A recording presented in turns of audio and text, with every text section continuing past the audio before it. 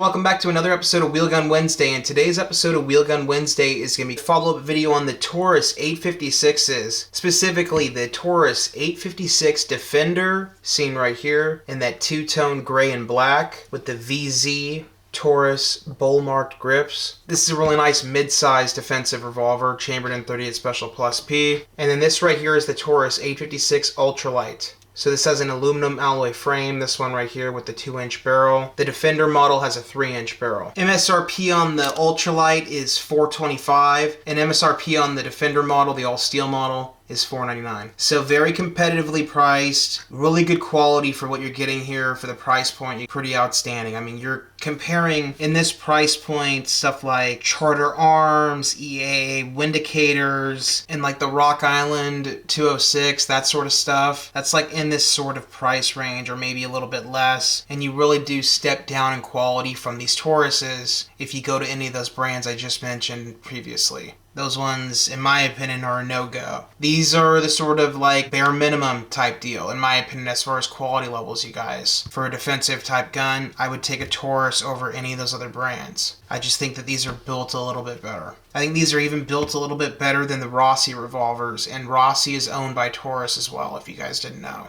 But anyway, that's my personal opinion. Alright, let's cover this. I didn't even cover yet. These are both 6-gun Pilgrims. So this is a 6-shot wheel gun right here, chambered in 38 Special Plus P, so you can also shoot the standard pressure 38 Special rounds through this if you don't want to deal with some of that extra recoil from the Plus P carry ammunition. And I didn't mention on the other one, but these are Zeta 6 snap safe discs. So these are some dry fire tools, you guys. So if you want to dry fire a revolver safely, that's very obvious that this is a condition yellow type gun, so safe that it would be. Really innovative products from Zeta 6. If you guys are interested, go over to Zeta 6's website.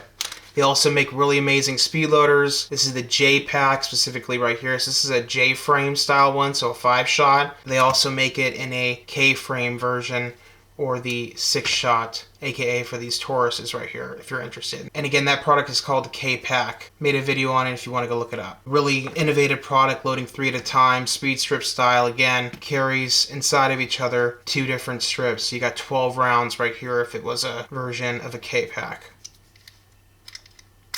The Taurus 856 UL and the Taurus 856 standard steel version, the locking point on it is right here. You have an additional locking point in the crane area that locks up into the frame right there, if you can see that area. Decent looking star extractor, not too beefy though on the Tauruses. I have noticed that.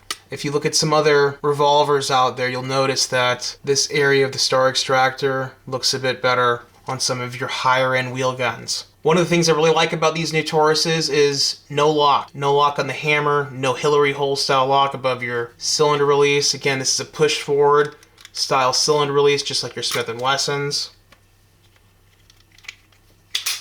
Both revolvers are double action, single action, so again, pretty smooth for a revolver trigger, by the way. These are both double action, single action, by the way. So you can either shoot it in double action, like so, or if you need to take a precise shot, precision shot, you can partake and cock it back into single action. You can notice that you have a slightly longer ejector rod on the all-steel Defender model, so the 3-inch gun versus your 2-inch snub nose 856 UL. Again, you can see you have your additional locking point on the crane. Sight picture on the Defender model, you have an Ameriglow front sight, tritium insert surrounded by that orange fluorescent paint. Again, you just line it up with the gutter rear. If it's a night shoot, you just line it up perfectly with your rear sight, that tritium dot, and you got a great combat hold on it. Again, these are VZ grips right here, really good quality. They fit really well on the revolver, and they feel, again, excellent in hand. Putting our snap safe disc back again there and in here. Showcase the grips real fast on this 856 UL. I did end up changing the pair of grips on this to the Crimson Trace red laser grips. How you turn this back on is your little button down there, switching it on. And now we got activation. Trying to conserve a little bit of the battery life, so I was messing with it and turned it off earlier. But anyway, it's back on now. Red, you're dead. Where the red dot goes, ya bang. If you guys know that shout out anyway. That's funny. Really good double action again. Smooth. I'm guessing, if I remember right, it's around 8 pounds. I think we did a trigger test on this one beforehand.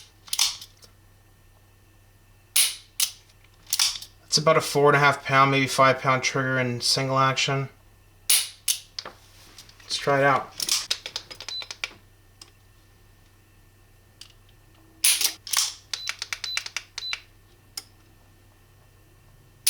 Yep, pretty close anyway. 6 pounds in single. Okay, let's try double.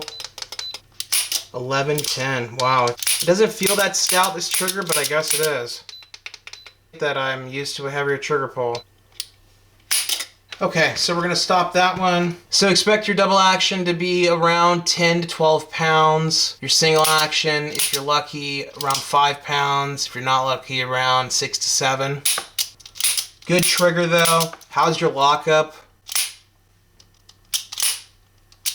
Really good lockup in the firing position. That one wasn't as tight. Again, overall really good. This high visibility front sight draws your attention immediately to that front sight post. It's really good lockup on both these Taurus revolvers. Here's the Defender model.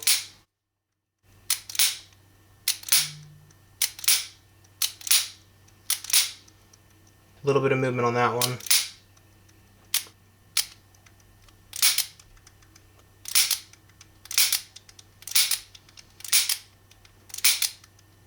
Again, for a $500 gun, guys, you can't complain. That is pretty good quality. The unloaded weight of the all-steel model is 25 ounces, and the unloaded weight of the carry-oriented 856 UL is 16 ounces. So the 856 UL is a very lightweight 6-shot concealed carry option if you want to carry a revolver. And it's also very competitively priced, of course, carrying one additional round over your Smith & Wesson J-frames. Something I did want to point out to you guys, I did notice that the trigger return spring is a little bit better on the full-size 856.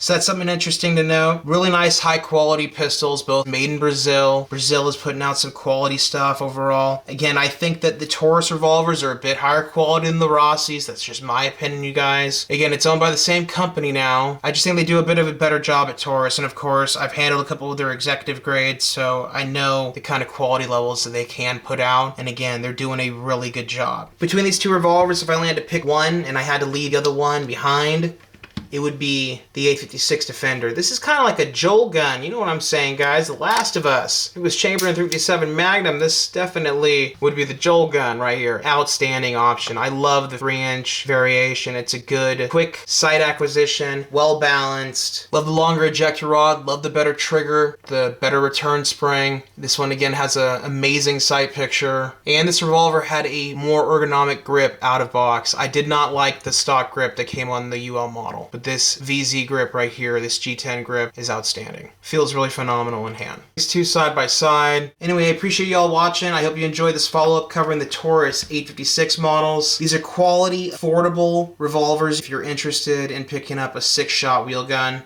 Again, both of them chambered in 38 Special Plus P. It'll get the job done. Y'all stay safe out there, and thanks for watching. And as always, remember, your Second Amendment is worth protecting.